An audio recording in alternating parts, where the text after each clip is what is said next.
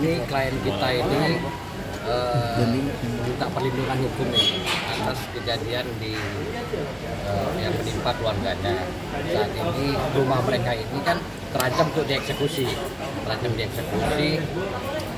tetapi ada beberapa hal kejanggalan di sini. Pertama adalah itu ada perbedaan nama di antara putusan dengan di sertifikat. Kenapa begitu? Di sertifikat namanya berbeda, di putusan eksekusi namanya beda. Dalam administrasi hukum itu nama itu sangat menentukan, walaupun satu huruf, karena itu berbeda identitas. Yang kedua adalah objeknya berbeda. Yang ketiga adalah ini sertifikat mereka belum pernah dibatalkan dan belum pernah ada sengketa, tiba-tiba akan dieksekusi. Makanya mereka ini meminta perlindungan hukum sebenarnya kepada negara ini. Apakah proses eksekusi itu apa segampang itu mengambil hak milik orang lain? Selanjutnya boleh ditanya sama mereka ini.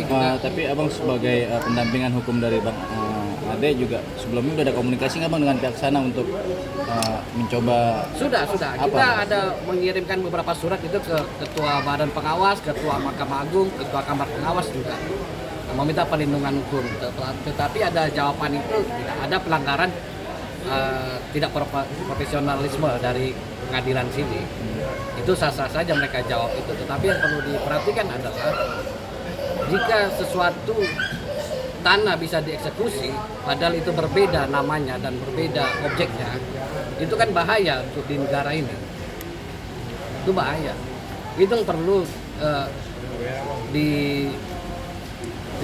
ditelusuri lebih lanjut, dipelajari lagi sama Mahkamah Agung. Apakah memang ini diperkenankan kalau berbeda nama? Itu saja. Dan itu kita sudah minta perlawanan ke sini atas eksekusi tersebut. Yang menjadi fakta menarik adalah kan ini bukan hanya sekali ya gugatan ini, tapi sudah kesekian kalinya, 3 kali lah, dan juga berhasil menang. Ada indikasi dari ini mafia tanah atau seperti apa? Kalau indikasi mafia tanah kita nggak bisa menyebutkan karena tidak ada fakta bukti hukum ya. Kita tidak bisa, nanti biar publik saja yang menilai.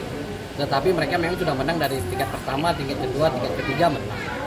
Putusan PK baru mereka kalah. Tetapi putusan PK ini kan berbeda. Itu yang saya maksudkan tadi. Namanya di putusan PK ini berbeda. Contohnya satu, pemohon perlawanan satu ini namanya Lasio. Kalau di putusan PK tersebut Casio. Lasio dan Casio itu bisa orang berbeda. Itu saja yang harus dibereskan sama peradilan ini. Itu yang kita minta perlindungan hukumnya. Apakah dengan serta-merta itu ditiadakan langsung dieksekusi walaupun namanya berbeda? Itu dalam hukum tidak boleh. Dan juga beberapa kali informasi tadi Bang Ade sendiri bahwa sang penggugat juga pernah datang ke lokasi. Dalam arti di sini kan niat untuk mediasi, tapi malah terjadi seolah jadi negosiasi nih Bang. Abang sendiri sebenarnya udah pernah ketemu belum sih dengan si penggugat ini? Saya belum pernah ketemu dan belum pernah ada tawaran harga, juga belum pernah ada.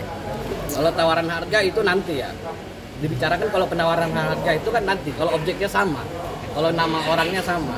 Ini nama orang dan objeknya saja belum beres. Gimana lagi mau menawarkan harga gitu? Masa kita mau menawar harta orang, tanah orang, kan nggak mungkin gitu. Ini dulu lah dibereskan. Benar nggak? Lasio dan Casio itu berbeda. Terus objek bidangnya itu berbeda. Itu dulu yang harus dibereskan sama pengadilan. Enggak, maksudnya di sini dalam arti ini kan harusnya mediasi, menanyakan apa sih maksud lo menggugat gue terus gitu loh, ya kan? Tapi lo bukan malah menjelaskan, lo malah nawar harga, itu loh yang dimaksud Bang. Abang udah ada komunikasi? Belum ada komunikasi. Itu yang terjadi, izin Bang, yang terjadi sama Muti tadi. Muti didatengin ya, untuk ketemu di lokasi yang ditentukan, tapi bukan mediasi, tapi malah ditawar tanahnya. Ya, jadi ada beberapa warga di situ, warga Gunung Balong, Lebak Bulus itu ditawari, tapi kan perlu disepakati harganya dulu. Itu yang kedua. Yang pertama adalah objeknya apakah sama, kan begitu. Objeknya dulu nih disepakati. Kalaupun mereka mau transaksi kesepakatan damai, kan objeknya harus jelas disebutkan. Nama-nama pihaknya juga harus disebutkan. Itu yang ditulis dalam akta jual beli di notaris. Kalau namanya saja beda, gimana mau transaksi jual beli? Iya. Ada lagi. Ada pertanyaan lagi? Ketidakhadiran dari terlibat sendiri yang sudah kalau sekarang 3 kali 4 kali ya. Udah 3 kali panggilan lah, itu memang prosedur hukum itu seperti itu, panggilan biasa, panggilan umum. Nah, kalau mereka tidak datang 3 kali baru sidang dilanjutkan sama pengadilan. Sekarang tidak datang lagi seperti apa nih Bang? Kalau mereka tidak datang lagi ya sekali lagi itu akan berjalan seperti SOP tanpa kehadiran pihak tergugat. Hashtag.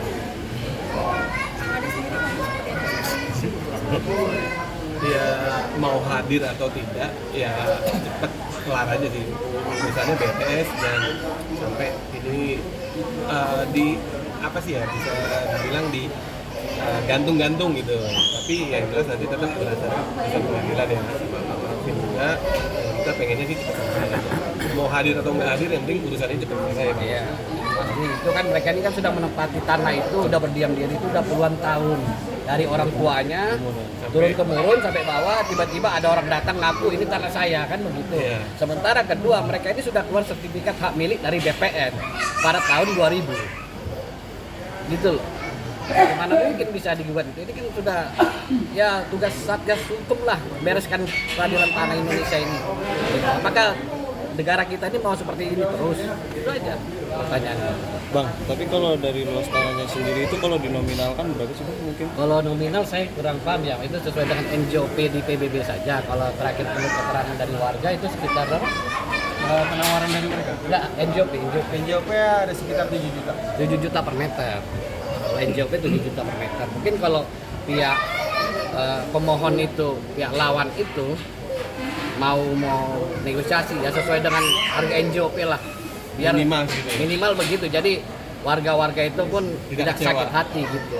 Apakah masa negara ini sekejam itu kepada warga gitu aja. Tapi sampai sekarang ada kerugian yang dirasakan.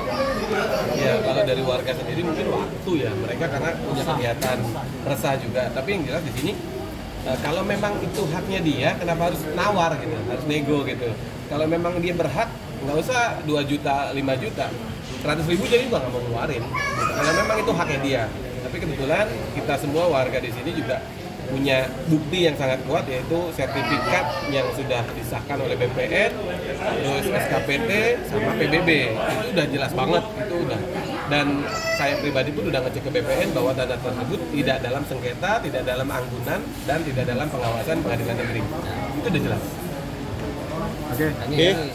Ini kita butuh dukungan dari para media lah untuk mengawal ini proses ini sampai selesai agar supremasi hukum itu memang betul-betul dirasakan rakyat. Itu aja. Yang benar dan benar yang ada salah.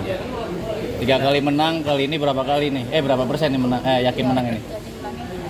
Ya kalau saya nggak ada berapa persen yakin ya, tapi dengan surat yang kita pegang, dengan kebenaran yang kita pegang ya insya Allah 100% kita harus yakin menang. Kita bisa bilang kalau pemain itu mau pelanggaran, mau offset harus gol. Itu kalau pemain, itu main bola. Ya kalau ini mah kurang lebih sama lah.